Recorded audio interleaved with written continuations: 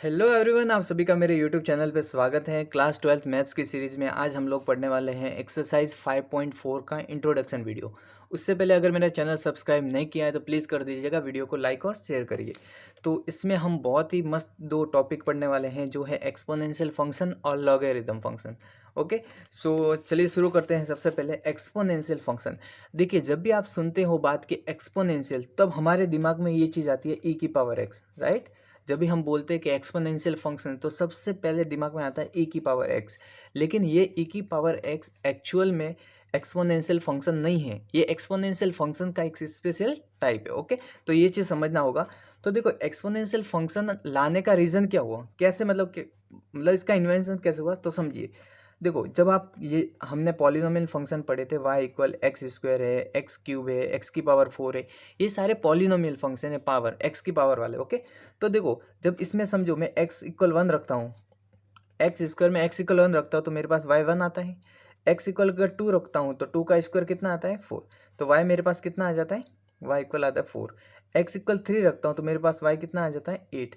तो देखो, इसमें जो बढ़ोतरी हो रही है, जो बढ़ रहा है, इंक्रीजिंग हो रहा है, बहुत कम कम हो रहा है, इतना ज़्यादा नहीं होता है। देखो, 1 से 4 हो रहा है, 4 से 8 हो रहा है। अगर एक्स की इक्वल मैं 4 रखता हूँ तो वाई इक्वल हो जाएगा 2 की पावर 4, जो होगा 16। ठीक है, तो ये इतना नहीं बढ़ रहा है। लेकिन क्या कोई एक ऐसा भी फंक्शन हो सकता है जिसमें स्मॉल चेंजेस करें, आप एक नंबर का चेंजेस करें तो भी बहुत बड़ा बढ़ जाए, तो वहाँ से बात आती है एक्सपोनेंशियल फंक्शन की। आई बात समझ में? समझो, इस ग्राफ से समझो। ये सारी चीज़ें आपके एनसीईआरटी में दी हुई है, वहीं से मैं पढ़ के लिखा हूँ। तो देखो, आप समझो, ये y इक्वल एक्स का ग्राफ है, ओरिजिन से निकलता है, राइट। अब देखो, मैं ये y इक्वल एक्स स्क्वायर का करता हूँ, तो देखो ये जो y एक्सिस है उसके करीब आ रहा है, जैसे जैसे पावर बढ़ा रहा हूँ करीब आ रहा है। तो देखो, करीब आने का मतलब है कि वैल्यू बढ़ रही है y की। छोटा सा चेंजेस करने पे भी y की वैल्यू बहुत ज़्यादा बढ़ रही है, ठीक है, ऐसा। तो देखो, y इक्वल एक्स स्क्वायर का ग्राफ ये है, y इक्वल एक्स क्यूब का ग्राफ ये है। ये सारी चीज़ें y इक्वल एक्स 4 लिखोगे तो और ज़्यादा इसके पीछे आ जाएगा, मतलब बढ़ता जाएगा चीज़। तो ऐसा कोई एक ग्राफ जिसमें थोड़ा सा भी चेंजेस करे तो भी आपका ग्राफ बहुत ही ज़्यादा रैपिडली बढ़ जाए, बहुत ही ज़्यादा एक साथ बढ़ जाए, तो वहाँ से बात आती है एक्सपोनेंशियल फंक्शन। तो एक्सपोनेंशियल फंक्शन को हम इन जनरल किस तरह से लिखते हैं, आपके एनसीईआरटी में उसने लिखा है y इक्वल एफ एक्स। देखो, y को एफ एक्स भी कहते हैं, इक्वल बी की पावर एक्स। आप ए की पावर एक्स भी लिख सकते हो। समझाता हूँ क्या है। एक्सपोनेंशियल फंक्शन जो होता है वो फास्टर देन पॉलिनोमियल होता है। इसमें छोटा सा चेंजेस करोगे, 1 से 2 तक जाओगे तो भी बहुत बड़ा बन जाएगा, राइट। तो देखो, यहाँ पे b ग्रेटर देन 1 होता है, इसका भी रीजन धीरे धीरे बताएंगे। तो देखो, मैं अगर इसका एक एग्जाम्पल समझूँ, तो y equal f x equal b की पावर एक्स, तो मैंने b की जगह 10 रख दिया और x 10 की पावर x। तो इस तरह के ग्राफ को क्या कहते हैं, एक्सपोनेंशियल ग्राफ। अब देखो, यहाँ पे जब हम 1 से 2 गए थे तो कितना चेंजेस आया था, ओनली 3 का, राइट, 3 का। लेकिन यहाँ पे देखो, अगर x इक्वल 1 रखता हूँ तो मेरे पास वैल्यू कितनी आएगी, 10 की पावर 1 इक्वल 10।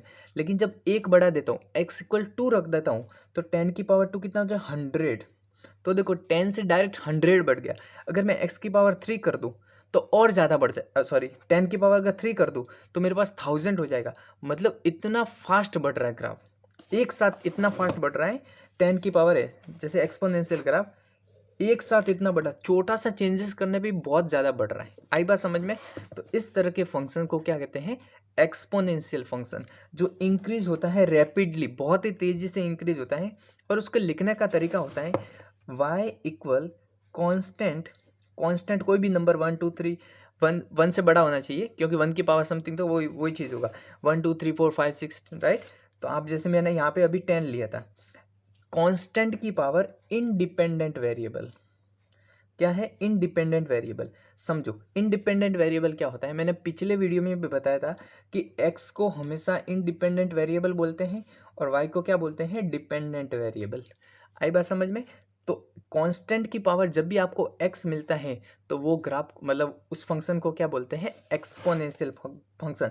जैसे 2 की पावर x, 3 की पावर x, 4 की पावर x, a की पावर x, ये सारे फंक्शन कौन से हैं, एक्सपोनेंशियल फंक्शन, राइट।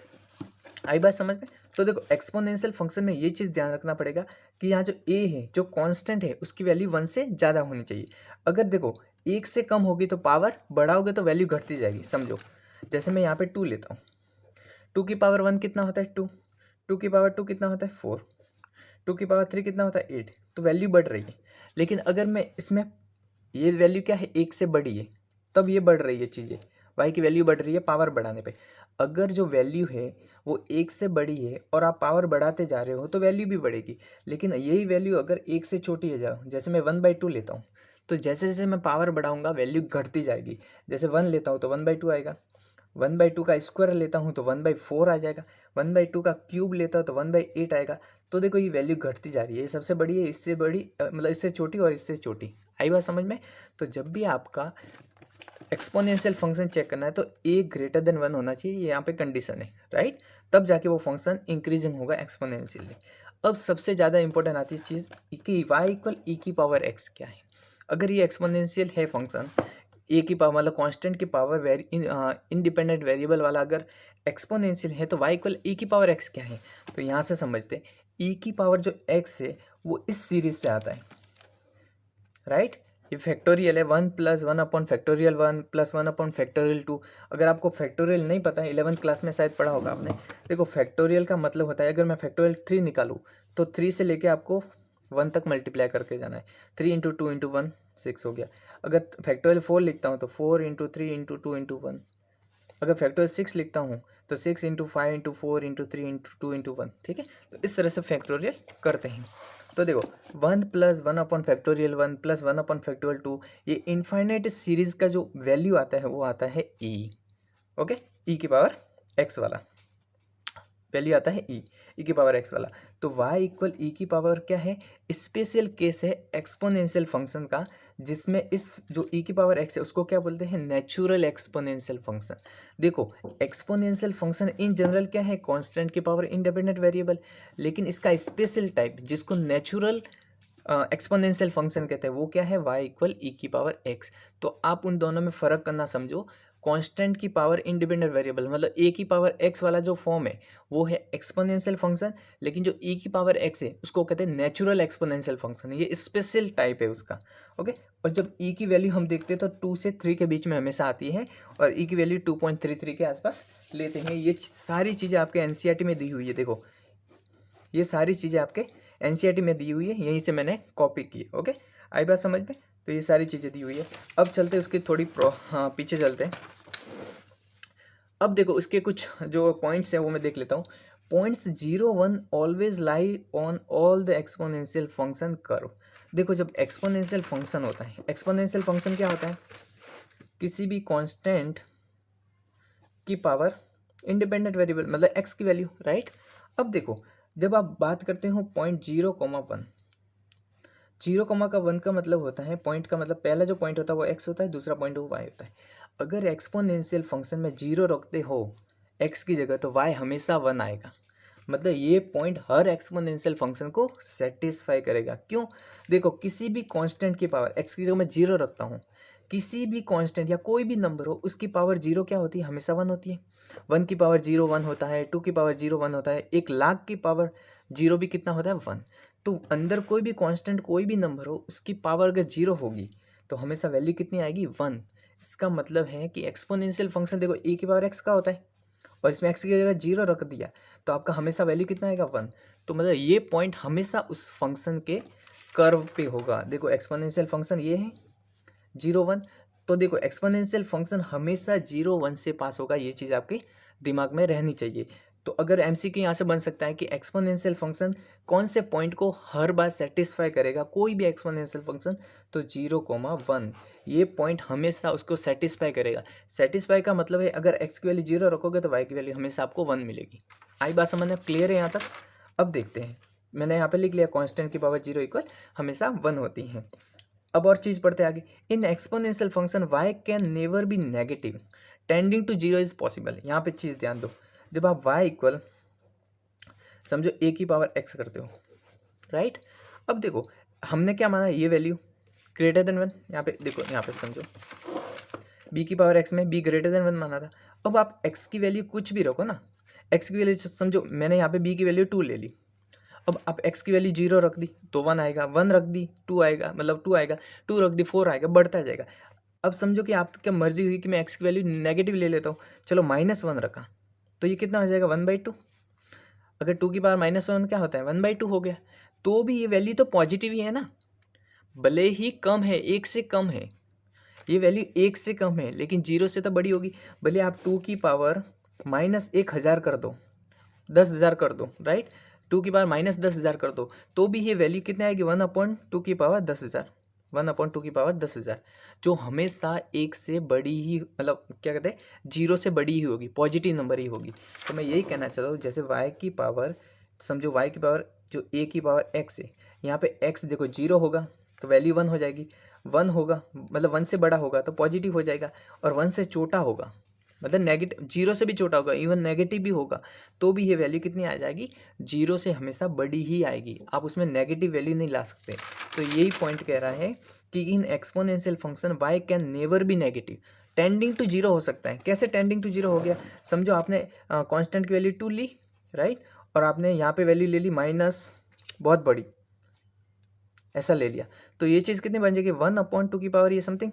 अब 1 को इतने बड़े नंबर से डिवाइड करोगे तो लगभग 0.000 ऐसा, टेंडिंग टू 0, मतलब लगभग 0 के आसपास आएगा, लेकिन कभी नेगेटिव वैल्यू आपको नहीं मिलेगी। आई बात समझ में।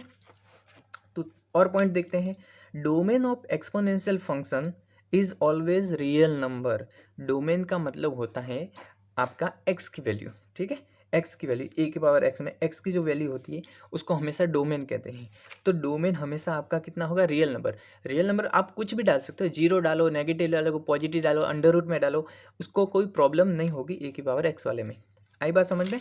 तो देखो जनरली नहीं, हम डोमेन को क्या बोलते हैं, एक चीज़ अगर ग्राफिकल से समझना है तो जो ग्राफ होता है वो एक्स एक्सेस में कितना एक्सटेंड हो रहा है, कितना फैल रहा है, जैसे ये देखो पूरा फैल रहा है, एक्स एक्सेस में पूरा फैलता जाएगा, तो कोई भी ग्राफ एक्स एक्सेस में कितना फैल रहा है उसको कहते हैं डोमेन, और वाई एक्सेस में कितना फैल रहा है उसको क्या बोलते हैं, रेंज। आई बात समझ में। तो देखो एक्सपोनेंशियल फंक्शन कभी नीचे नहीं जाता, नेगेटिव में नहीं जाएगा, ये हमेशा ऊपर ही रहेगा, वाई के ऊपर ही रहेगा, तो इसकी जो रेंज होगी हमेशा 0 से बड़ी ही होगी, पॉजिटिव ही होगी। लेकिन देखो ये एक्स में नेगेटिव हो सकता है, आई बात समझ में, जो एक्स की वैल्यू है उसमें नेगेटिव हो सकता है क्योंकि डोमेन में नेगेटिव हो सकता है, लेकिन आप रेंज की बात करोगे तो हमेशा ग्रेटर देन 0 ही आएगा, जो हमने यहाँ पे भी पढ़ा था कि वाई की वैल्यू हमेशा पॉजिटिव ही आएगी। तो यहाँ पे देखो range of the exponential function all positive real number, क्या होंगे, ऑल पॉजिटिव रियल नंबर। जो क्या कहते हैं, एक्सपोनेंशियल फंक्शन की जो रेंज आती है उसमें कभी नेगेटिव नंबर नहीं आएगा, डोमेन में real number, all real number, positive, negative, under root, point वाले कुछ भी नंबर ले लो, सारे आ जाएंगे। आई बात समझ में। अब देखो आप जब लेफ्ट टू राइट जाते हो तो एक्सपोनेंशियल फंक्शन हमेशा इंक्रीजिंग होगा। आई बात समझ में। जब लेफ्ट टू राइट जाओगे तो हमेशा देखो एक्सपोनेंशियल फंक्शन बढ़ रहा है, देखो पहले देखो वैल्यू कितनी थी, इतनी थी, जैसे ये 0.01 होगी, अब देखो कितनी है, जैसे जैसे लेफ्ट टू राइट जा रहे हो बढ़ रही है, 1 हो गया, फिर देखो और बढ़ रही है और बढ़ रही है, मतलब y की वैल्यू बढ़ती ही जा रही है। आई बात समझ में। तो लेफ्ट टू राइट जाने पे एक्सपोनेंशियल फंक्शन इंक्रीजिंग होता ही जा रहा है। ओके, ये तो बात होगी एक्सपोनेंशियल फंक्शन की। अब उसमें डिफ्रेंसिएशन की कुछ बात करते हैं कि एक्सपोनेंशियल फंक्शन को डिफ्रेंसिएशन कैसे करते हैं। तो देखो जब भी आप d/dx ऑफ e की पावर x करते हो तो हमेशा आपने देखा होगा e की पावर x ही आता है। d/dx ऑफ -x करते हो e की पावर -x, तो आप माइनस आगे आ जाते हो और एज इट इज e की पावर -x आ जाता है। ठीक है, ये चीज़ कैसे होती है समझो। इन जनरल जो a की पावर x होता है ये क्या है, एक्सपोनेंशियल फंक्शन है, इसका जब डिफ्रेंसिएशन करोगे तो हमेशा ये चीज़ आता है a की power x log e a, a की power x log e a। अब इसकी बात करते हैं, उससे कंपेयर करते हैं, समझो आपको यहाँ पे क्या है a की पावर x, a की जगह यहाँ पे कितना है e, देखो कंपेयर कर रहा हूँ मैं, a की जगह क्या है e, तो अगर मैं यहाँ पे e रखता हूँ तो e की पावर x कितना हो जाएगा, जहाँ पे भी मेरा a है वहाँ पे मैं क्या रखूँगा, e रखूँगा, क्योंकि यहाँ पे देखो कंपेयर कर रहे हैं ना हम। तो देखो a की जगह मैं e रखता हूँ तो यहाँ पे भी e हो जाएगा, तो e की पावर x हो गया, डॉट लॉग e की पावर नहीं base e, log base e, और यहाँ पे a की जगह कितना हो जाएगा e। और आपको मैं आगे बताऊंगा कि लॉग की ये प्रॉपर्टी होती है कि अगर बेस और वैल्यू दोनों सेम हो तो उसकी वैल्यू हमेशा कितनी होती है, 1। तो e की पावर x मल्टीप्लाई 1 कितना होगा, e की पावर x। यही कारण है कि d/dx ऑफ e की पावर x कितना होता है, e की पावर x, और d/dx ऑफ e की पावर -x कितना होता है, -e की पावर -x। आई बात समझ में। अब देखो ये चीज़ बहुत डाउट होता है इन दोनों में कि लॉग क्या होता है और ln क्या होता है। समझो ध्यान से, जब भी आपका लॉग लॉग के देखो, इसको जब लॉग के ये यहाँ पे लिखते हो पाम में, लॉग के पैरों में लिखते हो उसको कहते हैं बेस, और जो यहाँ बीच में लिखते हो उसको कहते हैं वैल्यू। ठीक है, ये है वैल्यू, ये है बेस। तो मैं ऐसे पढ़ता हूँ, लॉग बेस ई एक्स। ठीक है, लॉग बेस ई एक्स। जब भी आपका लॉग में बेस ई हो तो उसको क्या लिखते हैं, एल एन एक्स। आई बात समझ में? और उसको नेचुरल एक्सपोनेंशियल फंक्शन भी कहते हैं। ठीक है, अब देखो, जब भी लॉग में ई की पावर बेस ई हो, जैसे लॉग बेस ई 10, तो उसको मैं एल एन 10 लिख सकता हूँ। आई बात समझ में? तो जब भी आपका लॉग में बेस ई हो तो उसको बोलते हैं एल एन। बेस ई के अलावा कुछ भी होगा, बेस ई के अलावा अगर कुछ भी होगा तो उसको क्या बोलेंगे हम, log x in general. Right, तो समझो, मैं अगर लॉग बेस 10 2 लेता हूँ तो मैं इसको log 2 बोल सकता हूँ। आई बात समझ में? लेकिन अगर मैं log बेस ई 10 लेता हूँ तो मैं उसको log 10 नहीं बोल सकता, उसको ln 10 बोलना पड़ेगा। आई बात समझ में? तो इन दोनों में आपको कन्फ्यूजन शायद क्लियर हुआ होगा। तो जो log में बेस ई होता है उसको ln x कहते हैं, जिसको नेचुरल log कहते हैं। और जब 10 लेते हो, यहाँ ध्यान रखो, देखो यहाँ पे 2 3 4 लिया तो वो सेम वैल्यू रहेगा। लेकिन जब एक 10 लेते हो, यहाँ पे बेस में 10 आता है, तो उसको एक स्पेशल नाम दिया, उसको कहते हैं common exponential function. Right, base e होगा तो उसको नेचुरल कहेंगे, और जब बेस 10 होगा तो उसको कॉमन कहेंगे। ये चीज़ आपको ध्यान रखना है। अब बात करते हैं दूसरी चीज़, ये एक्सपोनेंशियल फंक्शन यहाँ से आपका खत्म होता है। अब बात करते हैं दूसरा फंक्शन है लॉगरिथम फंक्शन। ये भी बहुत इंपॉर्टेंट फंक्शन है, और ये चीज़ एक्सपोनेंशियल फंक्शन से ही डिराइव होती है। आई बात समझ में? अब समझो, लॉगरिथम फंक्शन क्या होता है। हमने क्या, देखो समझो, लॉगरिथम फंक्शन को हमेशा लॉग बेस बी एक्स इस तरह से हम लिखते हैं। जैसे हमने लिखा था लॉग ई की पावर एक्स, नहीं, लॉग ई, लॉग बेस ई एक्स, उसको क्या एल एन एक्स लिखते हैं। तो लॉग को लिखने का तरीका क्या होता है, लॉग बी एक्स। आई बात समझ में? अब देखो, जो लॉग बी ए होता है उसको हम एक्स लिखते हैं। देखो, अभी आपको कुछ समझ में नहीं आएगा यहाँ पे थोड़ा, लेकिन जब आगे आगे बढ़ोगे तो अपने आप समझ में आएगा चीज़ें। ये देखो, ये एक्सपोनेंशियल फंक्शन था, ए की पावर एक्स वाला या बी की पावर एक्स वाला इक्वल ए आ रहा है, और ए यहाँ पे बी होना क्या चाहिए आपको, ग्रेटर देन 1 होना चाहिए, और एक्स की वैल्यू 0 पॉजिटिव और नेगेटिव होना चाहिए। अब समझो, अगर आपको लॉग बेस बी ए दे दिया, इससे ये समझना ये दोनों एक दूसरे के रिलेटेड है। अगर बी की पावर एक्स इक्वल ए है, क्या है, बी की पावर एक्स इक्वल ए है, तो आपको अगर लॉग लोगे तो आपको लॉग बी की पावर ए कितना हो जाएगा, लॉग बेस बी ए कितना हो जाएगा, एक्स। इन दोनों से रिलेट होके ये चीज़ आई है, ध्यान देना। बी की पावर एक्स इक्वल अगर ए है तो आपको लॉग बेस बी ए कितना हो जाएगा, एक्स हो जाएगा। राइट, समझो, जैसे अगर मैं 2 की पावर 2 इक्वल 4 लेना, ये मैंने होता है 2 की पावर 2 इक्वल 4 होता है। अगर मैं उसको लॉग में कन्वर्ट करता हूँ तो देखो, बी की जगह क्या है 2, तो बी इक्वल 2 है, एक्स क्या है 2, और ए क्या है 4। तो देखो, ये चीज़ यहाँ पे कन्वर्ट हुई तो ये चीज़ यहाँ पे कन्वर्ट हो गई। देखो, लॉग बी की जगह क्या है 2, ए की जगह है 4, इक्वल एक्स की जगह क्या 2, तो लॉग 2 4 आप क्या क्या हो जाएगा 2। ये भी चीज़ कैसे होगी, आप प्रॉपर्टी में पढ़ोगे, लॉग की जब प्रॉपर्टी पढ़ोगे तो ये समझ में आएगा। अब इस सिर्फ आप याद रखो कि लॉग को इस तरह से लिखते हैं। तो y equal log base b x, ये कितना होगा, इसका डोमेन समझो। लॉग का डोमेन, जो x डोमेन मतलब x की वैल्यू और रेंज मतलब y की वैल्यू।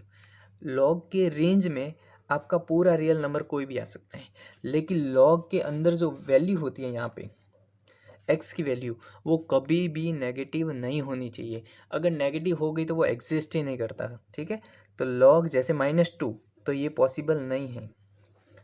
लॉग में हमेशा आपको पॉजिटिव वैल्यू ही रखनी पड़ेगी, नेगेटिव वैल्यू पॉसिबल नहीं है। आई बात समझ में?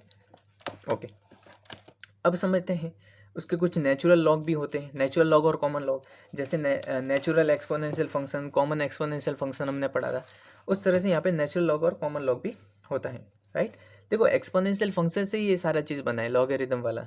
ठीक है, तो उसको ध्यान दीजिए। तो y इक्वल लॉग ई की पावर एक्स हमने पढ़ा था, उसको नेचुरल लॉग कहते हैं और एल एन एक्स कहते हैं।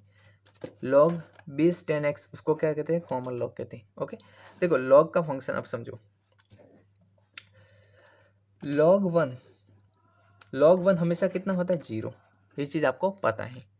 ठीक है, और लॉग का नेचर ये होता है, अगर आप 1 रखोगे x में तो आपको y की वैल्यू कितनी दे रहा है, 0। देखो, 1,0, इसका मतलब है x की वैल्यू अगर 1 है तो y की वैल्यू कितनी मिल जाएगी, 0। तो लॉग को इस तरह से, इसका ग्राफ लॉग x का इस तरह से बनता है। अब समझते हैं, थोड़ा आगे चलते हैं।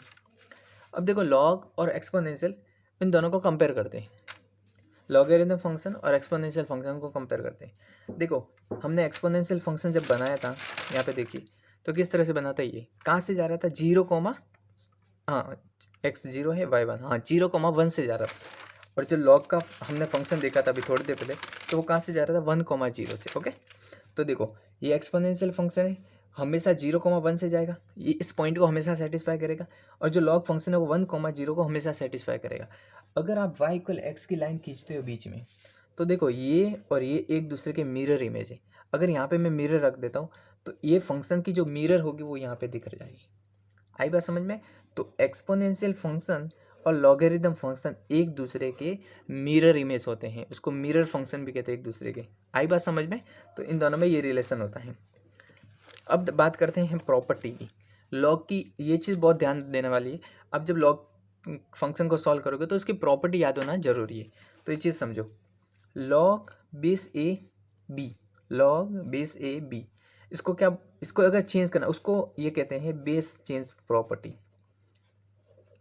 अगर आपका लॉग ए और बी दिया है, बेस में ए और बी दिया है, अगर आप ए और बी इन दोनों को एक ही बेस में कन्वर्ट करना चाहता हूँ, चलो मान लिया मैंने, मुझे ए को भी ई बेस में कन्वर्ट करना है और बी को भी ई बेस में कन्वर्ट करना है, तो मैं लॉग ए बी को log base e b divide by log base e a लिख सकता हूँ। कैसे, समझो। अगर मेरे पास लॉग की पावर 3 है, लॉग बेस 3, अगर उसको मुझे चेंज करना है, राइट, बेस ई में चेंज करना है, तो मैं इसको ऐसे लिख सकता हूँ, log base e 3 divide by log base e 2। आई बात समझ में? मैं इस तरह से उसको कन्वर्ट कर सकता हूँ। अब देखो, आप जनरली देखो आपने ये चीज़ पढ़ा होगा, d/dx ऑफ लॉग ई की log base e x 1/x होता है। ये 1/x क्यों होता है, ये चीज़ भी हम डिस्कस करेंगे। अब समझो, d/dx ऑफ लॉग 2x, ये 1/x नहीं होता। क्यों नहीं होता, समझो।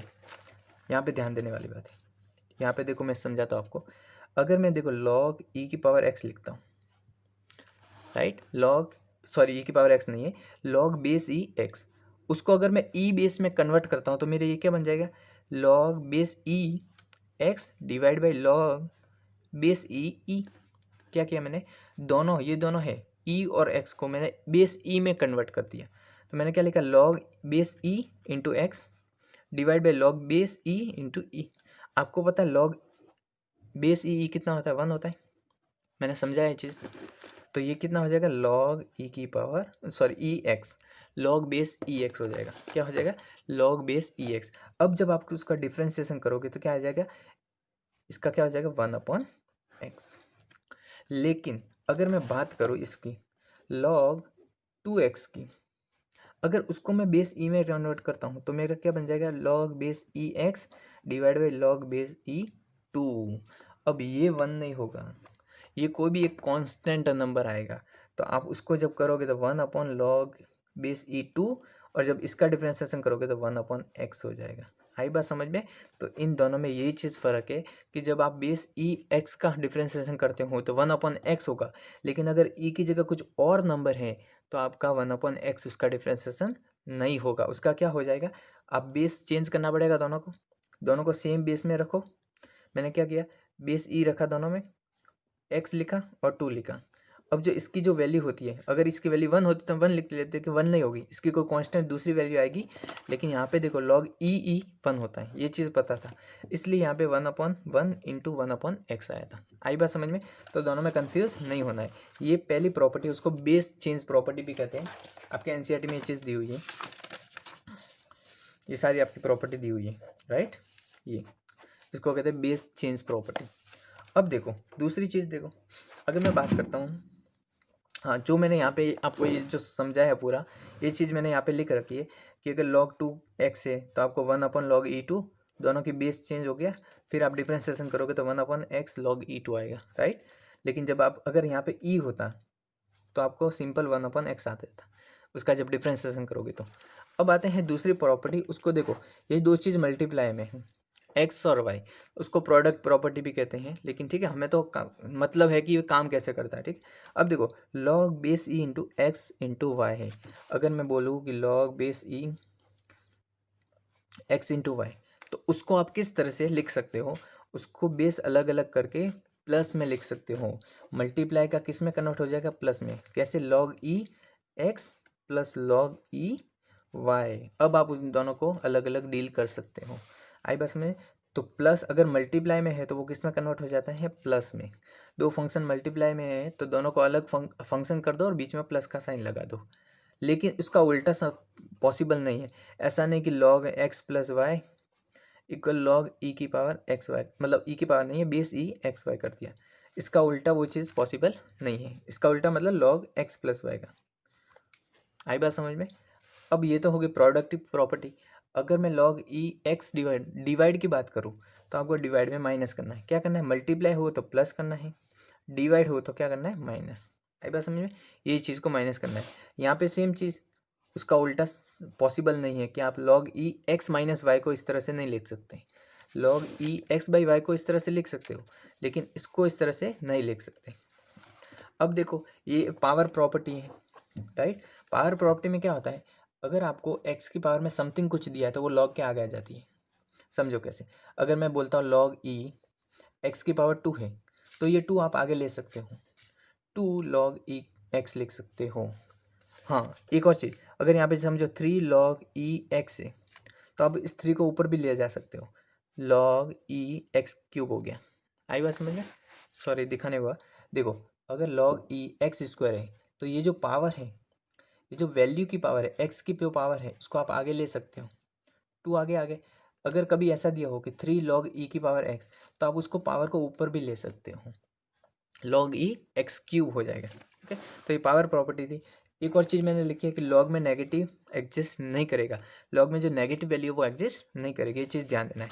अब देखो अगर ई की पावर लॉग ई एन हो तो देखो जो एन और ई इन दोनों को आप इंटरचेंज कर सकते हो।